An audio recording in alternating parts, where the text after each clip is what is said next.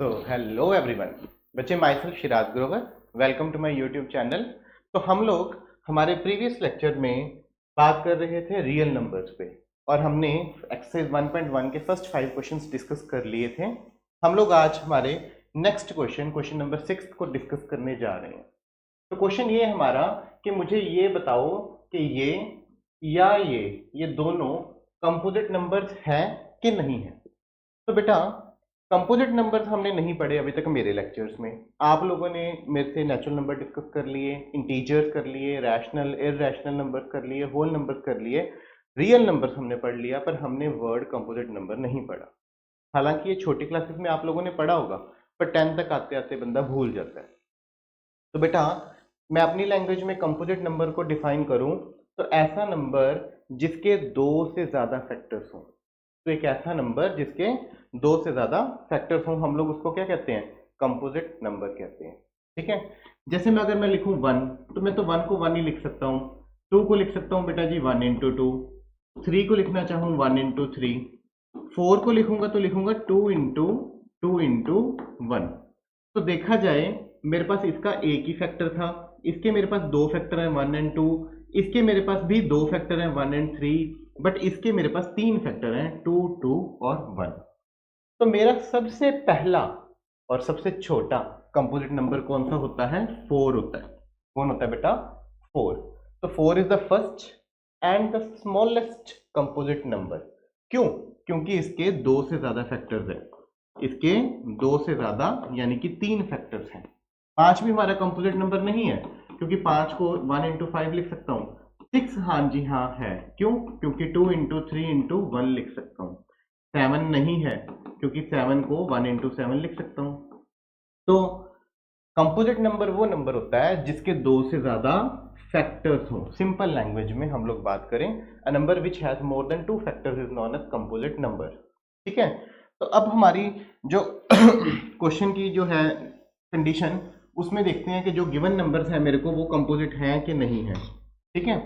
तो देखो बेटा ध्यान से, जो हमारे पास नंबर दिया गया है 7 इंटू 11 इंटू 13 प्लस 13, इन दोनों में से बेटा मैं 13 कॉमन ले सकता हूँ। तो मैंने 13 कॉमन ले लिया, पीछे मेरे पास बच गया 7 इंटू 11 इंटू 1 प्लस 1। तो 13 इंटू 7 इंटू 11 इंटू 1 हो गया 77 प्लस 1। तो 13 इंटू क्या हो गया? 78। सिंपली मैं मल्टीप्लाई 1 लगा दूं तो मैंने प्रूव कर दिया कि जो मेरे को ये नंबर दिया गया था, इसके मोर देन 2 फैक्टर्स हैं, यानी कि 3 फैक्टर्स हैं। तो फिर ये मेरे पास क्या हो गया? कंपोजिट नंबर हो गया। ठीक है। तो आप सिंपली लिख दो कि hence it has more than 2 factors, therefore it is composite. तो ये क्या हो गया बेटा जी?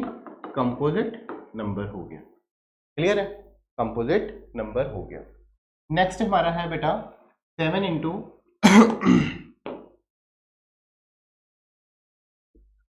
हम लोग इसकी बात करें, 7 into 6 into 5 into 4 into 3 into 2 into 1 plus 5।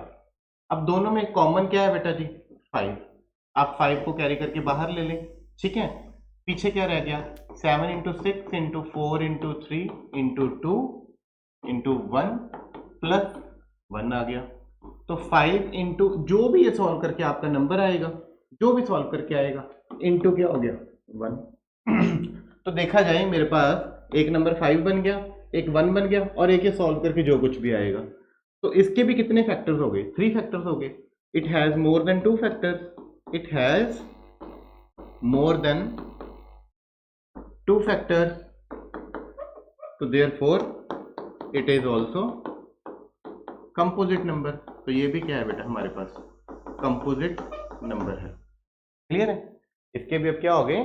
दो से ज्यादा फैक्टर्स हो गए, तो फिर ये मेरे पास क्या हो गया? कंपोजिट नंबर हो गया। ठीक है जी। क्लियर है? ये क्वेश्चन एलसीएम एचसीएफ की बेस्ड है। देखो क्वेश्चन अच्छा है, ऐसे क्वेश्चंस केस स्टडीज बनाकर आप लोगों के पेपर में आते हैं। ठीक है। हम लोग क्वेश्चन की बात करें तो वो कहते हैं एक सर्कुलर पाथ है हमारे पास। ठीक है। स्पोर्ट्स फील्ड में ऐसे एक सर्कुलर पाथ है। ओके जी।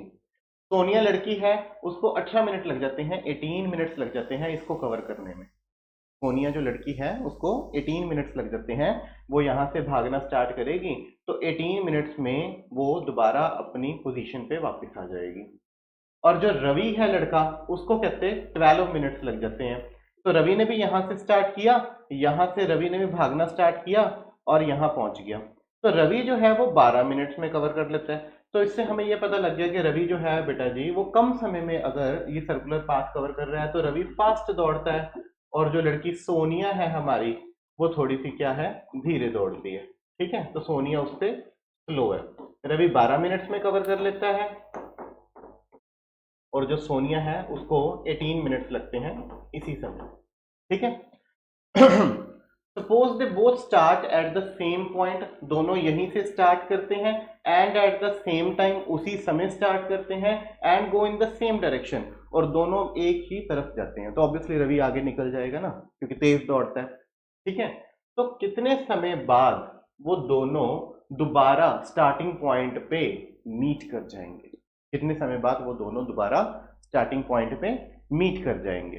ठीक है, तो मैं 12 की बात करूं और 18 की बात करूं, तो सोनिया जो हमारी 18 मिनट्स कवर करती है, एक तो पहले 18 मिनट्स बाद यहाँ पहुंचेगी, फिर उसके बाद वो 36 मिनट्स बाद पहुंचेगी, फिर उसके बाद वो 54 मिनट्स बाद पहुंचेगी, फिर उसके बाद 72 मिनट्स बाद पहुंचेगी। उसी तरह हमारा जो रवि है, पहले वो 12 मिनट्स बाद पहुंच जाएगा, फिर 24 बाद पहुंच जाएगा, फिर 36 बाद पहुंच जाएगा, फिर उसके बाद 48 और फिर 60, ऐसे तो आगे बढ़ता जाएगा अगर रवि कवर करता है। कहने का मतलब रवि ने 12 मिनट में एक कर लिया राउंड, 24 मिनट में 2 राउंड कर लिए, 36 मिनट में 3 राउंड कर लिए। तो रवि ने 36 मिनट में कितने राउंड कंप्लीट कर लिए अपने? 3। और सोनिया ने 18 में एक कवर कर लिया, 36 में कितने कवर कर लिए? 2। तो दोनों 36 मिनट्स बाद एक दूसरे को स्टार्टिंग पॉइंट पे मिल जाएंगे। तो हमारा आंसर जो है वो है 36 मिनट्स। ठीक है, ये मुझे क्लियर हो गया कि जो मेरा आंसर है वो कितना है? 36 मिनट्स। मैंने देखो क्या निकाला इनका मैंने निकाला एलसीएम। क्या निकाला? एलसीएम। तो 36 मिनट्स बाद जो रवि है उसने कितने कवर कर लिए होंगे? 3 राउंड्स कवर कर लिए होंगे। ठीक है जी, और 18 मिनट्स बाद, अपना 36 मिनट्स बाद ही जो सोनिया है उसने 2 राउंड्स कवर कर लिए होंगे। क्लियर है? बात आप लोगों को समझ लग गई होगी। ठीक है, तो मैंने इनका क्या निकाला बेटा जी? एलसीएम निकाला। क्या निकाला? एलसीएम। ठीक है, आप एलसीएम जो मैंने आपको प्राइम फैक्टराइजेशन के मेथड से कराया था वैसे भी लगा सकते हैं। हमारे पास 12 और 18 दो नंबर्स हैं। ठीक है जी, हमने 12 के फैक्टर्स बनाए 2 इंटू 2 इंटू 3, और 18 के जो फैक्टर्स हमारे पास आएंगे वो आएंगे 2 इंटू 3 इंटू 3। तो इसको मैं लिख सकता हूँ 2 स्क्वायर इंटू 3, और इसको लिख सकता हूँ 2 इंटू 3 स्क्वायर। तो एलसीएम निकालने के लिए मैंने आपको बताया था कि हम लोगों को ये जो प्राइम फैक्टर्स हैं दोनों लिखने होते हैं। ठीक है, तो मैं 2 भी लिखूंगा, मैं 3 भी लिखूंगा, पर लिखनी इनकी मैक्सिमम पावर होती है। तो 2 की ऊपर नीचे मैक्सिमम पावर पड़ी है 2, 3 की ऊपर नीचे मैक्सिमम पावर पड़ी है 2, तो मैं लिखूंगा 2 स्क्वायर इंटू 3 स्क्वायर। तो 4 इंटू 9 इक्वल्स टू 36। तो 36 मिनट्स बाद वो दोनों दोबारा फिर अपने स्टार्टिंग पॉइंट पे पहुंच जाएंगे। होपफुली आपको क्वेश्चन क्लियर हो गया होगा। ठीक है, तो ये वाला मेथड जो है आपका प्राइम फैक्टराइजेशन का मेथड है, वो मेथड एलसीएम का एक्चुअल मेथड है जो मैंने आपको बता दिया। आप इसी से करना, ठीक है, प्राइम फैक्टराइजेशन से, वो क्लियर कंसेप्ट करने के लिए था। नेक्स्ट देखो बेटा, ये एक ऐसा क्वेश्चन है बेटा जो मुझे लगता है कि आप लोगों को इतना अच्छे से आना चाहिए, इतना अच्छे से आना चाहिए, चाहे ये 3 मार्क्स में आ जाए, चाहे ये 5 मार्क्स में आ जाए, आपका एक नंबर भी कम ना हो, एक भी नंबर कम ना हो। ये बोर्ड एग्जाम में क्वेश्चन आता ही आता है। देखो फर्स्ट चैप्टर कितना सा चैप्टर है हमारे पास? 2 ही एक्सरसाइजेज हैं, 2 एक्सरसाइज मिला के 10 सम होंगे कम से कम, बस 10 या 12 सम में हमारा चैप्टर कंप्लीट हो जाता है। और आपको पता है कि इसकी वेटेज कुछ 6-7 नंबर की तो बोर्ड के पेपर में आएगी। तो आपको जो इसके क्वेश्चन हैं, आप 10-12 क्वेश्चन तो बड़े आराम से कर सकते हैं ना। तो ये क्वेश्चन जो है ये लॉन्ग क्वेश्चन में आपको पेपर में देखने को मिलेगा। अगर देखने को मिलेगा तो डेफिनेटली आपको पता है इसको रट्टा ही लगाना है, इसको अच्छे से समझ लेना है, इतना अच्छे से कर लेना है कि आपको कभी कोई दिक्कत ना आए इसमें। ठीक है, तो हम लोग स्टार्ट करते हैं बेटा। जो हमारा क्वेश्चन है वो है बेटा कि हमने प्रूव करना है कि √5 जो है मेरे पास वो क्या है, एक इररेशनल नंबर है। ठीक है, इसको करने के जो मेथड्स हैं आप लोग उसको मेरे से साथ साथ लर्न करते जाएं, आपको सबसे ज़्यादा इजी लगेगा। ठीक है, क्लियर है? तो सबसे पहले हम लोग जो अज्यूम करते होते हैं वो क्या अज्यूम करते होते हैं कि मैं मान लेता हूं कि जो मेरा रूट 5 है, let root 5 is a rational number. क्या मान लेता हूं बेटा? एक रैशनल नंबर मान लेता हूं। ठीक है, जो रैशनल नंबर्स होते हैं अब मुझे पता है उनको क्या किस फॉर्म में लिखा जा सकता है। देयरफॉर हम लोग रूट 5 को can be written in the form of p by q. सभी को पता है कि हम लोग पी बाई क्यू की फॉर्म में लिख सकते हैं रैशनल नंबर्स को, है ना? साथ में हम लोग जो सबसे मेन चीज अज्यूम करते हैं वो क्या अज्यूम करते हैं कि where p and q both are coprime. क्या मानते हैं बेटा जी? को प्राइम मानते हैं। ठीक है, जो आपकी ये लाइन है ना, इस लाइन की वेटेज है। आपको ये लाइन स्कोरिंग है, आप नहीं लिख के आओगे आपका क्वेश्चन अधूरा रह जाएगा, आपको मार्क्स नहीं मिलेंगे। अब को प्राइम का मतलब क्या होता है? को प्राइम का मतलब होता है कि अगर मैं एचसीएफ निकालूं पी और क्यू का तो मेरे पास वो कितना है? 1। कहने का भाव जैसे P2 है, Q3 है, तो अगर इन दोनों का मैं हाईएस्ट कॉमन फैक्टर निकालना चाहूं तो मेरे पास वो कौन आएगा? 1 आएगा। आप 5 ले सकते हैं, 9 ले सकते हैं, तो 1 इंटू 5, 1 इंटू 9, हमारे पास जो इनका कॉमन फैक्टर है वो कितना है बेटा जी? 1 है। क्लियर है? तो ऐसा हमने अज्यूम करना है इनको P बाई क्यू, जो जिनका HCF कितना हो? 1 हो। HCF 1 होने का मतलब है कि ये हमारे पास क्या हो बेटा जी? को प्राइम हो। क्या हो? को प्राइम। ठीक है, इसका एक राज है, क्वेश्चन के एंड में हम लोग इसको क्लियर करेंगे क्यों मैंने इसको ऐसे माना। तो ये देखो, मैंने रूट 5 को लिख लिया बेटा जी P बाई क्यू की फॉर्म में। देन आप लोगों को इसकी स्केयरिंग करनी है। क्या करनी है बेटा? स्केयरिंग। तो स्केयरिंग ऑन बोथ साइड्स। ठीक है, दोनों साइड्स आप इसकी क्या करें? स्केयरिंग करें। तो इसका मैं स्केयर करूंगा उसी तरह P बाई क्यू का स्केयर करूंगा। ठीक है, इसका स्केयर इसकी रूट हटा देगा, ये 5 बन जाएगा। इधर मेरे सामने न्यूमिनेटर और डिनोमिनेटर दोनों में स्केयर लग जाएगा। क्लियर है? मैं इसको इंटरचेंज कर देता हूं। कैसे इंटरचेंज करने का मतलब क्या है बेटा मेरा?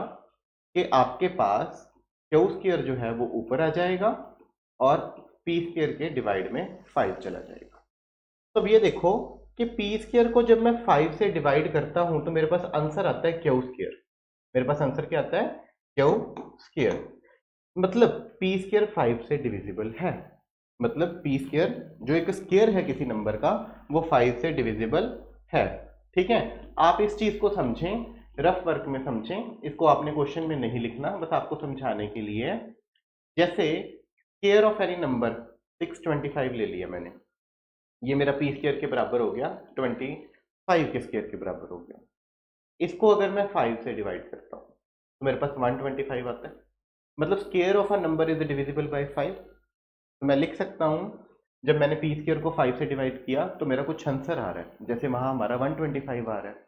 ठीक है, तो square of number is divisible by 5। तो मैं यहां लिखूंगा, क्या लिखूंगा बेटा? कि हमारा जो पी स्केयर है इज डिविजिबल बाय 5। अब ये देखो कि स्केयर ऑफ नंबर जब 5 से डिविजिबल होता है, स्केयर ऑफ नंबर, नंबर कितना है? 25। तो इट मींस जो 25 है मेरा, तो वो भी तो 5 से डिविजिबल होता है, उसको भी डिवाइड करके कितना आता है? 5 आता है ना। और अच्छे से क्लियरली समझो इसको मेरे को, जो मैं क्या समझाने जा रहा हूं।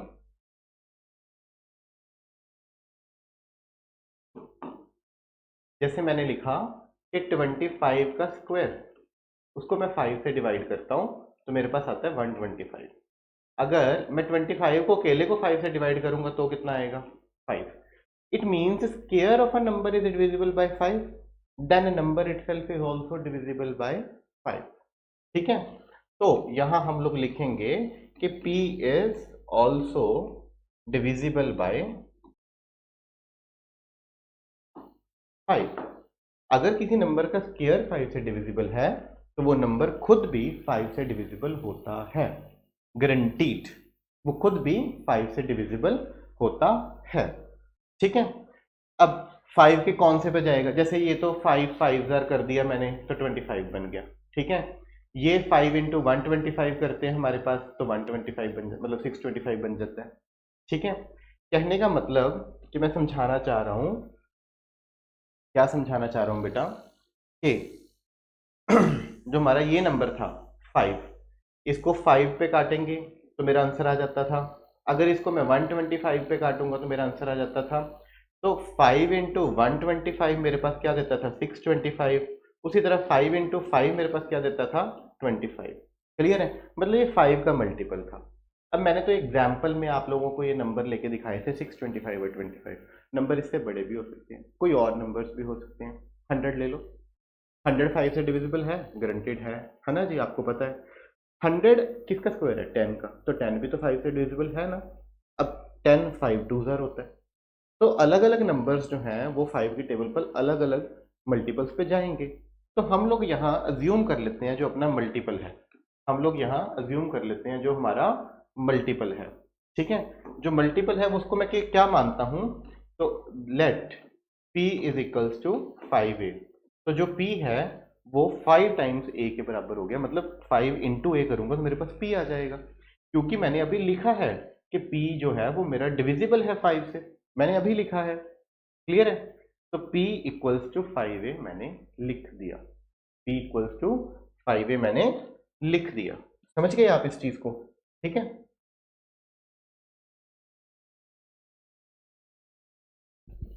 नेक्स्ट स्लाइड पे ही आते हैं। तो नेक्स्ट स्लाइड पे देखो बेटा ध्यान से। अब मैंने लिखा है, मैंने क्या लिखा था सबसे पहले, पहले लिखा था बेटा जी p is equals to p by q, जो हमारा एक रैशनल नंबर है, इज इक्वल्स टू √5। फिर हमने इनकी स्केयरिंग की तो p square by q square equals to क्या आ गया 5 आ गया। यहां से मैंने एक रिजल्ट बना के दे दिया था आपको कि जो p है वो 5 टाइम्स a के बराबर होगा, ठीक है जी। p जो है वो 5 टाइम्स a के बराबर होगा। आप इसमें p की वैल्यू सब्स्टिट्यूट कराएं, ठीक है। इसको a मान लें, a मानकर ये वैल्यू जो है वो पुट, क्या put, p is equals to 5a in, किसमें पुट करें कैपिटल ए में, तो कैपिटल ए में पुट करते हैं हम लोग, देखो ध्यान से। यहां पुट करते हैं तो p की जगह पर मैं क्या पुट करूंगा 5 टाइम्स a, तो 5 टाइम्स a का square divided by q square equals to क्या है 5। 5 टाइम्स a का स्क्वायर कितना होता है 25a square divided by q square equals to कितना आ गया 5। आप इनको क्या कर दें इंटरचेंज, तो 25a square divided by 5 equals to क्या आ गया हमारे पास क्यू स्क्वायर, इसको इससे काटा 5, तो 5 times a square equals to क्या आ गया क्यू स्क्वायर। अब 5 इधर मल्टीप्लाई इधर आकर क्या होगा डिवाइड, तो a स्क्वायर किसके बराबर आ गया क्यू स्क्वायर डिवाइडेड बाय 5 के बराबर आ गया। अब वही सिचुएशन हमारे पास सामने फिर आ गई कि क्यू स्क्वायर को जब मैं डिवाइड करता हूँ 5 से तो मेरे को कुछ ना कुछ रिजल्ट देता है, तो मैं यहां से लिख सकता हूं कि Q square is divisible by 5। Q square 5 से डिविजिबल है, तो अगर क्यू स्क्वायर 5 से डिविजिबल है तो therefore q is also divisible by 5। तो उसको 5 से डिविजिबल है तो let q is equals to 5 times b मान लेते हैं, क्या मान लेते हैं 5 टाइम्स बी। अब ये देखो बेटा, मैंने देखो अभी लिखा था कुछ समय पहले कि P जो है वो 5 टाइम्स A के बराबर है, Q जो है वो 5 टाइम्स B के बराबर है, तो दोनों में हमारे पास कॉमन मल्टीपल देखो क्या आ गया 5, दोनों का कॉमन मल्टीपल क्या आ गया 5। बट मैंने क्या सपोज किया था, but here I have supposed, हमने शुरू में सपोज कर लिया था, ठीक है, जो P और Q है इनका हमारा HCF वो कितना है 1, पर यहां तो इनका HCF कितना बन रहा है 5, यहां तो इनका HCF कितना बन रहा है 5, यहां इनका HCF कितना माना था 1, मान के चले थे 1, निकल आया कितना 5, तो जो मान के चले थे वो क्या हो गया गलत। और शुरू में मैंने माना क्या था, ध्यान से देखो आप लोग, मैंने माना क्या था कि मेरा √5 क्या है रैशनल नंबर, जो माना था वो क्या हो गया गलत हो गया, जो माना था वो क्या हो गया गलत। तो हम लोग यहां से क्या कंक्लूजन निकालते हैं, हम लोग यहां से कंक्लूजन निकालते हैं from this we comes to conclusion that our supposition is wrong। और सपोजिशन क्या थी हमारी? तो सपोजिशन थी कि मेरा रूट 5 क्या है, रैशनल नंबर। तो वो सपोजिशन क्या होगी? रॉन्ग होगी। तो देयरफॉर सीधा हम लोग लिख सकते हैं रूट 5 इज इररैशनल नंबर। तो ये हमारे पास क्या आ गया? एक इररैशनल नंबर आ गया। ठीक है, इसके 2-3 सम्स और हैं, वो हम लोग हमारी नेक्स्ट वीडियो में करेंगे। एक्चुअली आप लोगों से बेटा जी मेरी जो हर्टिएस्ट जो है गुजारिश है कि आप लोग जो मैंने अभी आपको प्रूव करवाया रूट 5 एक इररेशनल नंबर है, इसको बेटा 2 बार 3 बार 4 बार आप अच्छे से प्रैक्टिस करें, चाहे किसी अदर बुक से कर लें। यहाँ मैंने P/Q लिखा हुआ है, वहाँ A/B लिख लेंगे, वो कुछ और अल्फ़ाबेट्स ले लेंगे। क्वेश्चन करना हमने ऐसे ही है। एक एक क्वेश्चन बेटा आपको मैं क्लियरली बता दूं 3 मार्क्स में आता है या 5 मार्क्स में आता है। तो आपकी किस्मत खुल सकती है इस चैप्टर में से अगर ये क्वेश्चन आ गया तो। इसको बेटा मेरी वीडियो सुन के नहीं छोड़नी, आप लोगों को 2 बार 3 बार 4 बार 5 बार इसको रिवाइज करना है, रिपीटेटिव रिवीजन करनी है इसकी। आप जब भी मेरी ये वीडियो सुने, नेक्स्ट वीडियो सुनने से पहले इसको आप 4 बार 5 बार कर लें। आपने कर लिया ट्रुथफुली, आपका पेपर जो है वो आपको ना भरोसा हो जाएगा कि मेरा इस चैप्टर में से ये क्वेश्चन पक्का हो गया, और इसके आने के चांसेस 85% से ज्यादा है। भी ग्रंटेड हम लोग क्या देते हैं बेटा बोर्ड एग्जाम्स के लिए, इसको अच्छे से प्रिपेयर कर लो। ठीक है, तो होपफुली आप लोग इसको अच्छे से नोट कर लेना।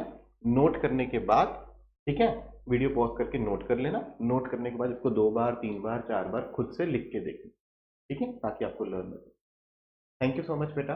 आपको अच्छा लगा हो तो कमेंट सेक्शन में जरूर कमेंट्स करें और चैनल भी सब्सक्राइब करें। Thank you.